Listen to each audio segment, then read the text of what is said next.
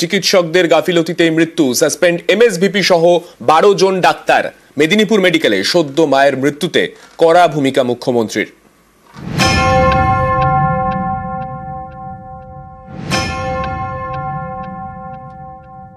Senior ডাক্তারদের কাছে আমার আবেদন, 8 ঘন্টা করে ডিউটি যেটা অ্যালটমেন্ট করা হয়, অনেক সময় আমাদের কাছে ইনফরমেশন আসে তারা সকালে যায়, বায়োমেট্রিক্সে সই করে, কিন্তু 2 ঘন্টা থেকে বেরিয়ে চলে যায়।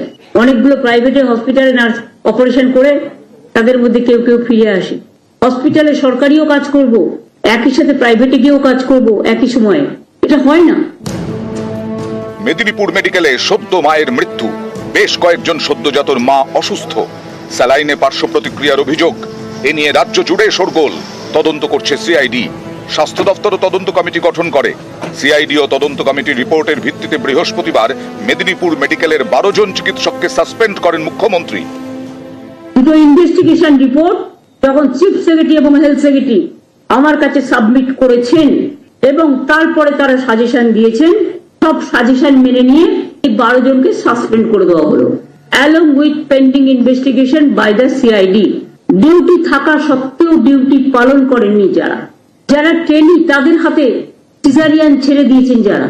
একজন তো শোনা গেছে তিনি ওখান থেকে বসে আরো 3টে অপারেশন নাকি করেছে। 12 জন সাসপেন্ডেড ডাক্তারের মধ্যে রয়েছেন মেদিনীপুর মেডিকেলের এমএসভিপি, প্রসূতি বিভাগের প্রধান, একজন আরএমও, 2 জন অ্যাসিস্ট্যান্ট প্রফেসর, একজন রেসিডেন্ট ডাক্তার এবং 6 জন শিক্ষার্থী।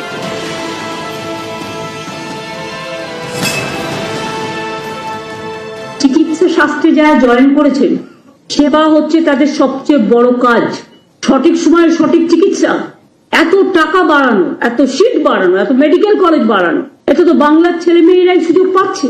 তাদের যদি কোনো অন্যায় হয় তাদের উপরে সেটা যেমন দেখার দায়িত্ব আমাদের, তেমনি রোগী যাতে পরিষেবা পায় এটা দেখার দায়িত্ব আমাদের সবার।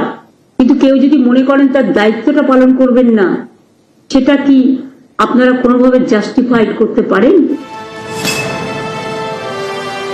দুঃখের সাথে বলছি, অপারেশন থিয়েটারের গেটের আগেও সিসিটিভি লাগাতে দেওয়া হয় না। কেন হয় না? যদি কোনো অবহেলার কেস থাকে, ইটস এ ক্রিমিনাল অফেন্স, সেক্ষেত্রে কেস টু কেস ভেরিফাই করা যেতে পারে, নট অল কেসেস। কিন্তু সিস্টেম থাকা উচিত। এই সব ঘটনা ঘটবার পর আমি নারায়ণকে বলবো, হেলথ সেক্রেটারি এন্ড সিএস কে, অল অপারেশন গেট পর্যন্ত সিসিটিভি ইমিডিয়েট লাগিয়ে দেওয়া। আর যদি কেউ না বলে তাকে বলুন, প্লিজ আপনার কাছে হাত জোর করে বলবো আপনি ছুটি নিন, অন্য জায়গায় গিয়ে জয়েন করুন। মানুষকে যদি বাঁচাতে না পারেন, আপনার ভুলের জন্য একটা জীবন আমরা হারাতে পারি না। এই যে স্যালাইনের কথা আপনারা বলছেন, অনেক স্টেটে এখনো চলছে, খোঁজ নিন, তারা কিন্তু এটা ব্যবহার করছে।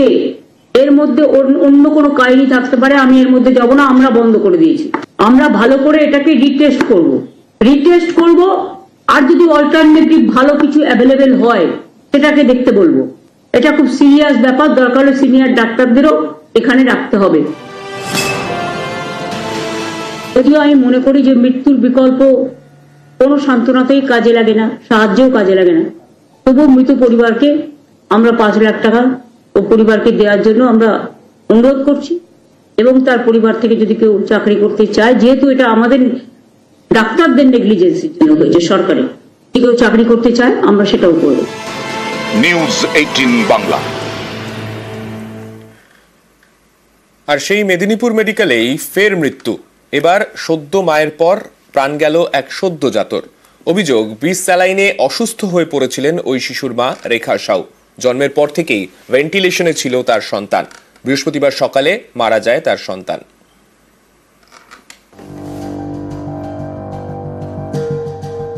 মেদিনীপুর মেডিকেল, এখানে আবারও মৃত্যু। এবার প্রাণ গেল এক সদ্যজাতর। বিষ স্যালাইন নিয়ে তোলপাড় রাজ্য। অভিযোগ, স্যালাইনের পার্শ্ব প্রতিক্রিয়ায় গত 8ই জানুয়ারি গুরুতর অসুস্থ হয়ে পড়েন 5 জন সদ্য মা। তাদের মধ্যে মৃত্যু হয় মামনি রুই দাসের।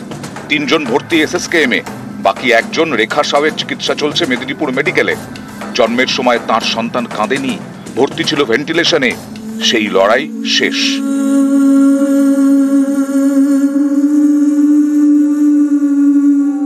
বৃহস্পতিবার সকালে প্রাণ গেল সদ্যজাতর। এখানেও স্যালাইনের পার্শ্ব প্রতিক্রিয়ার অভিযোগ তুলছে পরিবার। বিষ স্যালাইনের অভিযোগের ঘটনার তদন্ত করছে সিআইডি। এবার শিশু মৃত্যুর ঘটনায় সিবিআই তদন্ত দাবি করেছে তার বাবা। আগে ঠিক ছিল রোগী, এখন কি করে মারা গেল? সিআইডি তো তদন্ত করছে, সিআইডি তদন্ত কি আপনারা খুশি?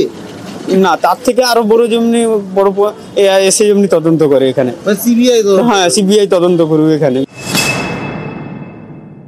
তো সিজারের কি ইন্ডিকেশন ছিল সেটা না দেখে তো বলা যাবে না। মানে সিজার যখন করা হয়েছিল তাদের ইন্ডিকেশন ছিল বাচ্চা হয়ে হয়তো ইয়ে হয়নি। এমএসবি অফিস থেকে আরো বলছে দরকার হলে পোস্টমর্টম করা হবে। কি কি দেখা হচ্ছে আপনাদের তরফে সেটা যদি? পেশেন্ট তো 7 দিন অ্যাডমিটেড ছিল ইন ক্রিটিক্যাল কেয়ার এনআইসিইউ। সেখানে তার ট্রিটমেন্ট হয়েছে। Patient was in shock with renal failure. তারপর পেশেন্ট আজকে 9:10 এক্সপায়ার করেছে। মেদিনীপুর মেডিকেলে বিষ স্যালাইনের জেরে গুরুতর অসুস্থ হয়ে পড়েন 5 সদ্য মা। তাদের মধ্যে মামনি রুই দাস মারা যান। এরপরেই তদন্ত কমিটি গঠন করেছে স্বাস্থ্য দফতর। ওই কমিটি তাদের রিপোর্টে বলেছে,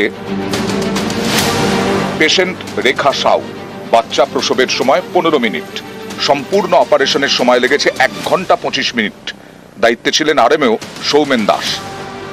এই তথ্যেই চিকিৎসকদের চরম গাফিলতি প্রকাশ্যে আসে। বিশেষজ্ঞ চিকিৎসকদের মতে গড়ে বাচ্চা প্রসবের সময় 10 মিনিট, এর থেকে বেশি সময় লাগলে সদ্যজাতর ভবিষ্যতে সমস্যা হতে পারে। রেখা সাউয়ের বাচ্চা প্রসবের সময় লেগেছিল 15 মিনিট। ছেলেটিকে বাঁচানো গেল না। মেদিনীপুর থেকে শোভন দাস, নিউজ 18 বাংলা। আর মেদিনীপুর মেডিকেলের ঘটনায় 12 চিকিৎসকের বিরুদ্ধে পুলিশে অভিযোগ। কোতোয়ালি থানায় অভিযোগ দায়ের সিএমওইচের। স্বাস্থ্য দপ্তরের নির্দেশে 6 সিনিয়র ও 6 জুনিয়র চিকিৎসকের বিরুদ্ধে পুলিশে অভিযোগ। কোতোয়ালি থানায় এই অভিযোগ দায়ের করা হয়েছে সিএমওইচের তরফে।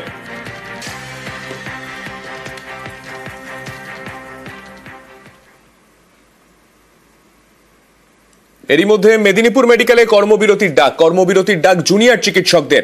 6 পিজিটির সাসপেনশন প্রত্যাহারের দাবি। আজ থেকে কর্মবিরতিতে জুনিয়ররা।